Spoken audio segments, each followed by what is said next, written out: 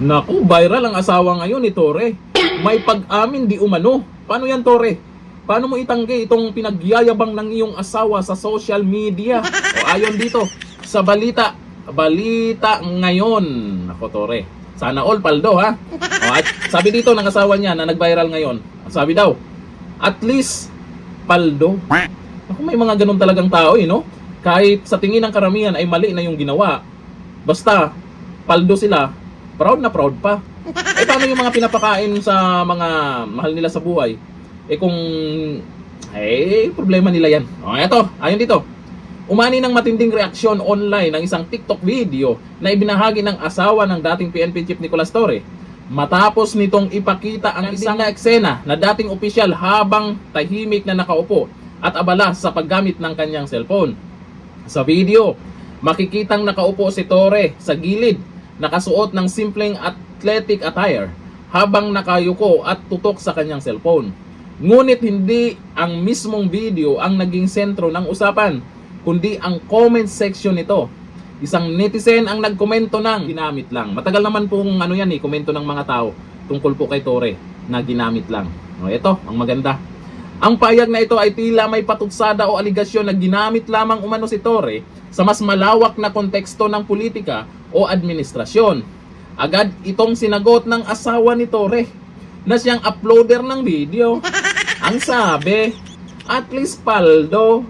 Nako, may pag-amin ba? Pag ito ba yung sagot? Ito lang yung katanungan ko po. Kasi ito yung tingin ng karamihan na may pag-amin daw. Kasi pag may mga aligasyon o may mga sinasabi na hindi maganda doon sa tao, tapos sasabihin mo lang na at least paldo. Sa tingin nyo may pag-amin ba? Kasi para sa akin mukhang ganun na nga. Hindi man direktang sinabing oo, pero sinabi niyang paldo. Ibig sabihin merong natanggap. Pumaldo nga talaga. Ang sagot ay nagpasiklab sa diskusyon online kung saan may mga netizens na tumawa at nagbiro. Habang ang iba naman ay nagbigay ng mas malalim na interpretasyon kung ito ba ay simpleng biro lamang o may bahid ng patama sa mga aligasyon na umiikot. May ilan ding komento na nagdagdag ng usapan gaya ng enjoy lang Torre, 2 years na lang. Eto pa, ang sabi ng mga nagkomento, ilang taon na lang, I'm so excited. Sa kabuuan, ang simpleng video na tila walang malisya ay nauwi sa isang mas malawak na diskusyon.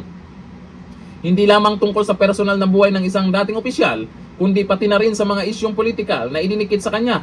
Wala pang reaksyon mula kay former PNP chief kaugnay ng isyong ito, malamang mananahimik yan.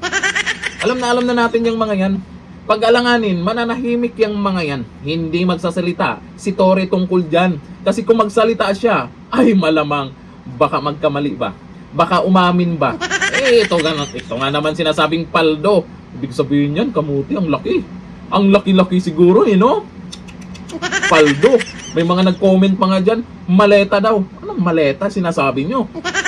Maleta daw. Anong meron sa maleta? O, ito ang yung mga nag-komento dyan. Sabi ni Julia Cahayaw, quote from the horse mouth. Sabi ni Eric Sabado, paldo now, iyak later. Abangan natin yan.